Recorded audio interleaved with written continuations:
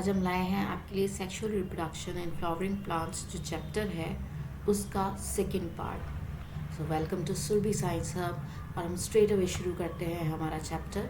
सबसे पहले हम बात करेंगे इसमें स्ट्रक्चर्स की। तो यहाँ पे सबसे पहले हम पिस्टल को समझ लें।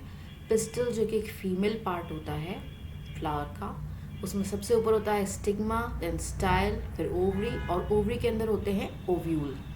अगर हम ओवरी का क्रॉस सेक्शन देखें, उसको काट के देखें तो हमें दिखेगा ओवरी की वॉल और प्लेसेंटा, फनिकुलस, ओव्यूल्स जो कि आगे चल के सीड बनेंगे और चैम्बर भी।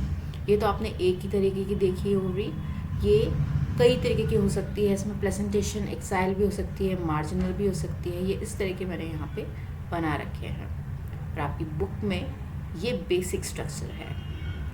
अगर हम आगे बात करें मेगास्पोरेंजियम की, मेगा यानी बड़ा, तो यहाँ पे हम फीमेल पार्ट की बात कर रहे हैं। मेगास्पोरेंजियम या ओव्यूल भी जिसको कहते हैं उसकी बात कर रहे हैं। गायनोशियम जो होता है यहाँ पे वो बनाता है फीमेल रिप्रोडक्टिव पार्ट। मैंने पहले भी आपको बताया था कि इसका एक निमोनिक है आदमी फॉर एंड्रोशियम। तो एंड्रोशियम हमेशा मेल पार्ट होगा और गायनोशियम हमेशा गर्ल्स का मैंने बताया था निमोनिक, तो गर्ल्स, और गायनोशियम तो ये हमेशा फीमेल पार्ट होगा। अगर सिंगल पिस्टल है तो मोनोकार्पलरी है, और अगर एक से ज़्यादा हो गए तो मल्टी कार्पलरी कहलाती है ये पिस्टल्स। अब अगर ये पिस्टल सब जुड़े हुए हैं तो सिनकार्पस है। इसका निमोनिक है साथ साथ फ्यूज़ है तो सिनकार्पस है, और अगर एक अकेला है यानी सारे पिस्टल्स फ्री हैं तो वो एपोकार्पस कहलाता है, और इसका निमोनिक है अकेला। अगर हम बात करें एक ओव्यूल की तो वो कुछ इस तरह का होता है। ये डायग्राम को बहुत अच्छे से आना चाहिए। इसमें ऊपर है हाइलम, देन फ्यूनिकल, माइक्रोपाइल, और फिर पोल है माइक्रोपाइलर, और इसमें इंट्यूबमेंट्स भी हैं, न्यूसेलस है, एम्ब्रियोसेक और चलाजल पोल। अब ये चलाजल पोल और माइक्रोपाइल थोड़ा याद रखिएगा, ये आगे काम आएगा। नेक्स्ट हम बात करते हैं मेगास्पोरोजेनेसिस की। जैसे हमने वहाँ पे माइक्रोस्पोरोजेनेसिस की बात की थी, बिल्कुल वैसे ही। तो यहाँ पे भी हमें एक मदर सेल चाहिए जिसको हम कहते हैं मेगास्पोर मदर सेल, और इसके अंदर होते हैं बहुत सारे मियोटिक डिवीजन जिससे बनते हैं 4 मेगास्पोर, जिसमें से सिर्फ एक काम करता है और बाकी 3 जो होते हैं वो डीजेनरेट कर जाते हैं या कहीं खत्म हो जाते हैं। तो क्योंकि यहाँ पे एक ही मेगास्पोर सारा काम करने वाला है तो इसको कहेंगे हम मोनोस्पोरिक डेवलपमेंट, यानी सिर्फ एक ही मेगास्पोर फीमेल गैमेटोफाइट बनाएगा या एम्ब्रियो सेक बनाएगा। अब यहाँ पे अगर हम डायग्राम देखें तो एंटीपोडल्स होते हैं चलाजल एंड पे। ये याद रखिएगा क्योंकि इसमें बहुत कन्फ्यूजन होता है कि एंटीपोडल्स किधर आएंगे। इसमें एक चीज़ और आएगी जो आपकी बुक में एक्सप्लेन नहीं है, वो है फिलीफॉर्म एपरेटस। फिलीफॉर्म एपरेटस का वैसे कोई खास रोल नहीं होता, लेकिन पोलन ट्यूब फर्टिलाइजेशन टाइम पे जो पोलन ट्यूब होता है उसको गाइड करता है सिनर्जिड्स की तरफ जाने के लिए। तो ये होता है फिलीफॉर्म एपरेटस का रोल। एक एंजियोस्पर्म सैक को अगर हम देखें तो 8 न्यूक्लिएट और 7 सेल्ड होगा। कैसे होगा देखें, ये है एक एम्ब्रियो सैक, ये एंटीपोडल्स हैं, यहाँ 3 सेल्स हैं, और ये आपका फिलीफॉर्म एपरेटस, इसे सिनर्जिड्स आ गए और ये एग सेल आ गए। ये 3 न्यूक्लिया हुए, 1 2 3 होते हैं, यहाँ 4 हैं, पर ये दोनों तरफ से एक एक न्यूक्लिया बीच में आ जाता है जिसको हम पोलर न्यूक्लिया कहते हैं, और एक सेंट्रल सेल है ये।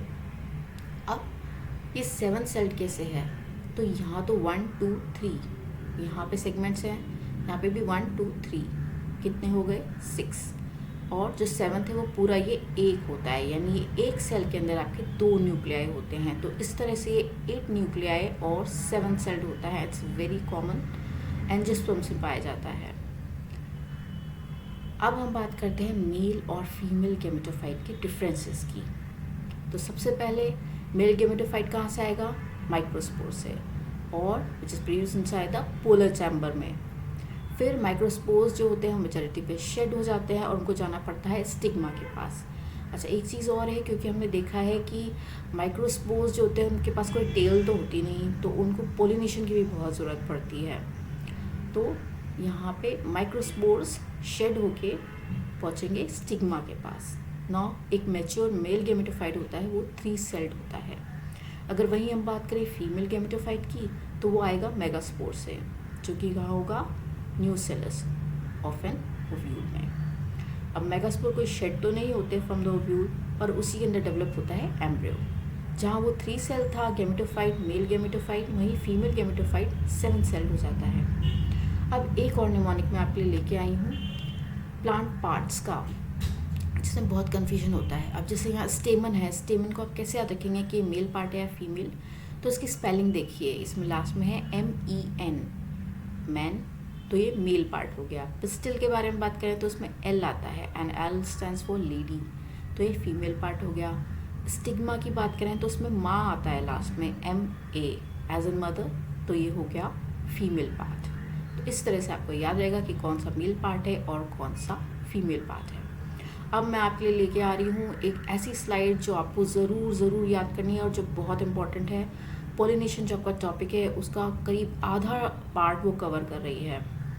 यही स्लाइड मैंने शेयर करी है अपने पेज पर भी, आप चाहें तो वहाँ से भी देख सकते हैं। This is all about pollination. अगर आपको ये याद है तो याद रखिएगा कि आपको पॉलिनेशन का आधे से ज़्यादा पार्ट याद हो जाएगा। पॉलिनेशन का मतलब क्या हुआ कि पोलन जो होंगे वो एंथर से स्टिग्मा की तरफ जा रहे हैं।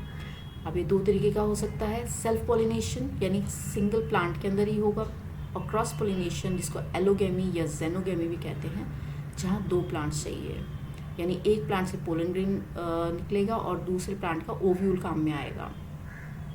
सेल्फ पॉलिनेशन में एक ही प्लांट चाहिए होता है, जिसमें एक तो होती है ऑटोगेमी, जहाँ पे पोलन ग्रेन्स जो होते हैं वो उसी फ्लावर के अंदर ही फॉल कर जाते हैं, और एक होती है गेटोगेमी, जिसके अंदर अगर मान लीजिए किसी प्लांट में 2 फ्लावर्स हैं तो एक फ्लावर मेल का काम करेगा और दूसरा फीमेल का। अब क्रॉस पॉलिनेशन थोड़ा सा डिफ़िकल्ट होता है, क्योंकि सेल्फ पॉलिनेशन तो फिर भी हो जाएगा आसानी से, क्रॉस पॉलिनेशन के लिए हमें एजेंट्स चाहिए होते हैं। तो वो 2 हो सकते हैं, एबायोटिक और बायोटिक। एबायोटिक में विंड आ गई, जैसे एनिमोफिली, हाइड्रोफिली, और बायोटिक में आ गए इंसेक्ट्स, बर्ड्स, बैट्स, मुलक्स, ये सब। अगर आपको ये याद है, मैं फिर कह रही हूँ, तो आपका पॉलिनेशन वाला टॉपिक काफ़ी अच्छे से हो जाएगा। तो यही इसको ख़त्म करते हैं। नेक्स्ट टॉपिक में हम पॉलिनेशन का बचा हुआ पार्ट और जो भी चैप्टर बचा है वो कंप्लीट करेंगे। अगर मेरा चैनल पसंद आया तो प्लीज़ को लाइक शेयर सब्सक्राइब ज़रूर कीजिएगा, और कोई क्वेश्चन हो, कोई डाउट हो तो प्लीज़ कमेंट सेक्शन में मुझसे ज़रूर पूछिएगा।